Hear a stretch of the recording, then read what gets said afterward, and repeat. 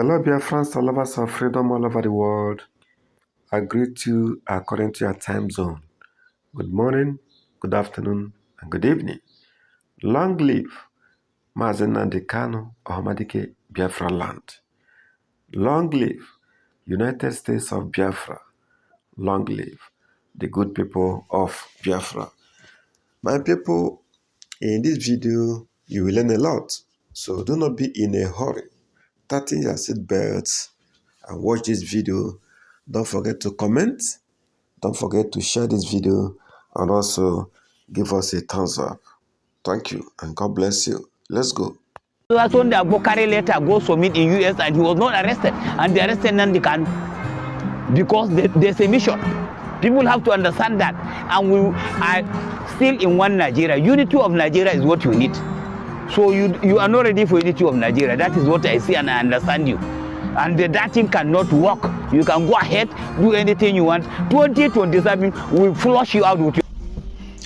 Good afternoon, everyone. Thanks for joining me in this video. Professor Garos Gololo is one of the most critics of Bola Ahmed Tinubu's administration, and he is now accusing Tinubu of keeping silence or collaborating with the Yoruba activists for self-determination seeking Yoruba nation, of holding Nnamdi Kanu down while supporting Igboho to proceed to his diplomatic steps to dividing Nigeria.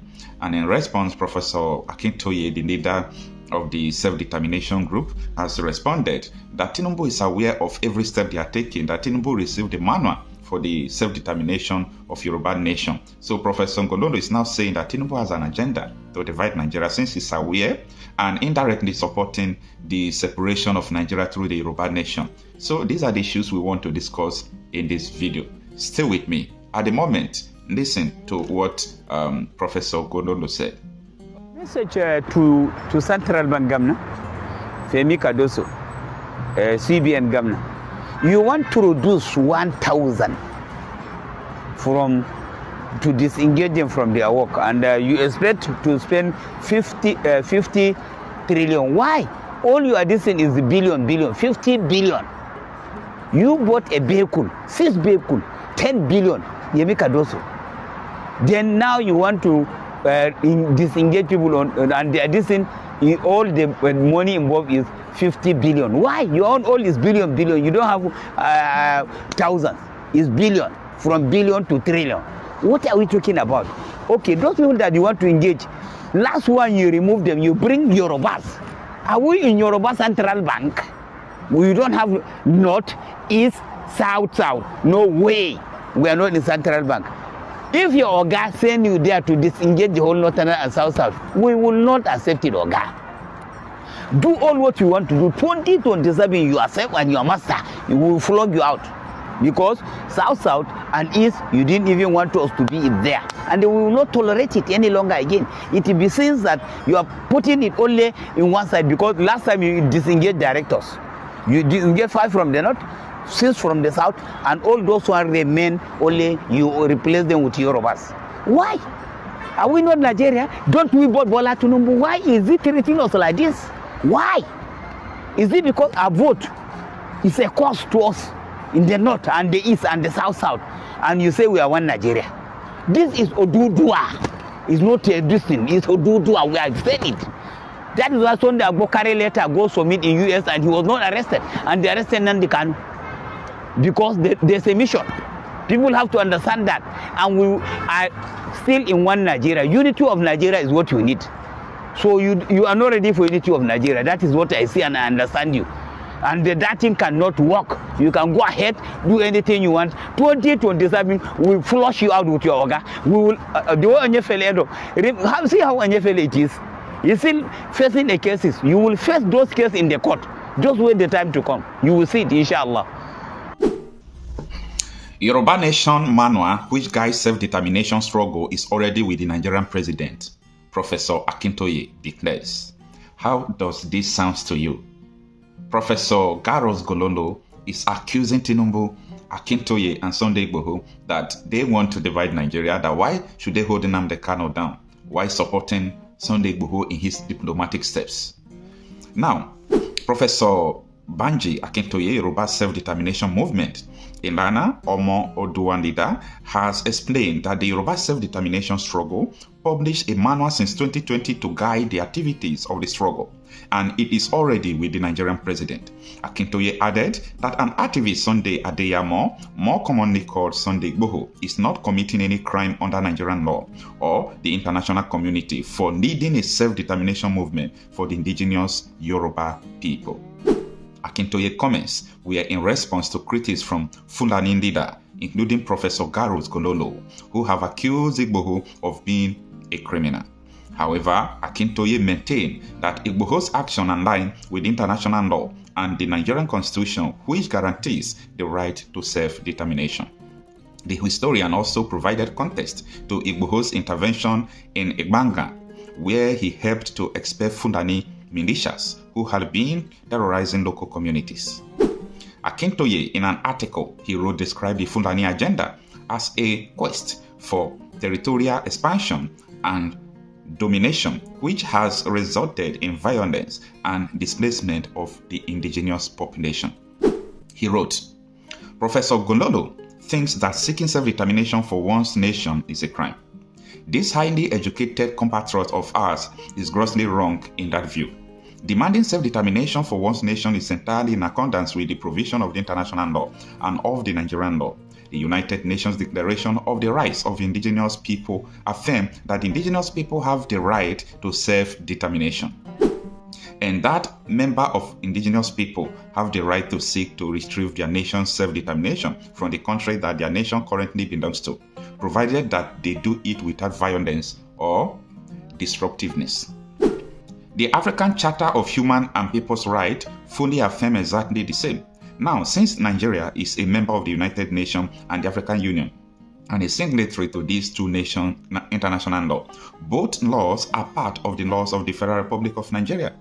Former Nigerian President Buhari, speaking at the United Nations General Assembly in 2016 and 2017, acknowledged that if any nation in Nigeria seeks self-determination peacefully through a peaceful organization, that the Nigerian state would have no other option than to negotiate with such a nation. President Buhari even added that it is immoral to deny self-determination to any nation that peacefully seeks for it.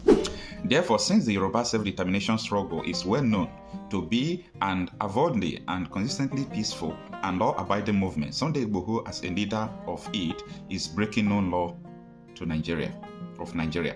No activist in the struggle for Yoruba self-determination and separation from Nigeria is breaking any law. As Professor Gololo may not know, the Yoruba self-determination struggle published a manual in 2020 to guide the activities of the struggle and inform its Yoruba people and the rest of the world about its choosing path to self-determination of the Yoruba nation. Copies of this manual, titled Yoruba Nation Chooses the Noble Path to Its Noble Goal, was sent to the President of Nigeria and to the Secretary General of the United Nations in response to Professor Gololo's massively fired attack against Sunday Igboho on social media. The highest organ of the Yoruba self-determination struggle has directed that the manual be forwarded widely disseminated, and that a copy must be made to reach Professor Gololo. Our Yoruba self-determination struggle is a peaceful, law-abiding, civilized, and competent movement. We know our rights. We are charitable towards others, but we don't tolerate unjust persecution of our people. We want our Fulani compatriots to give up their campaign of falsehood against one of our foremost leaders, Sunday Igboho. The article continues, but let me stop the article here.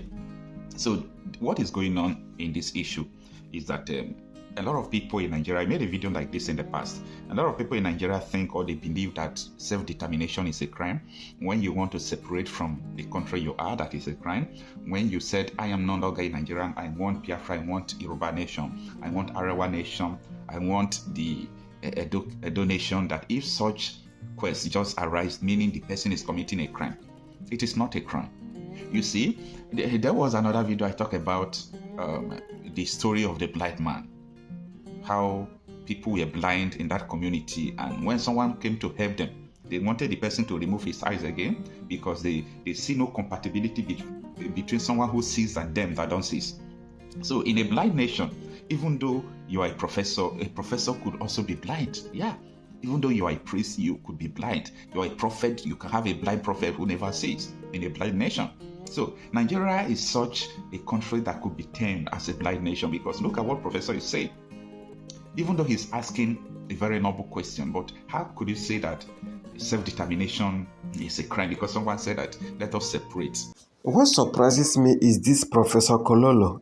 Is he a university professor, or is the professorship a kind of a nickname, a guy name?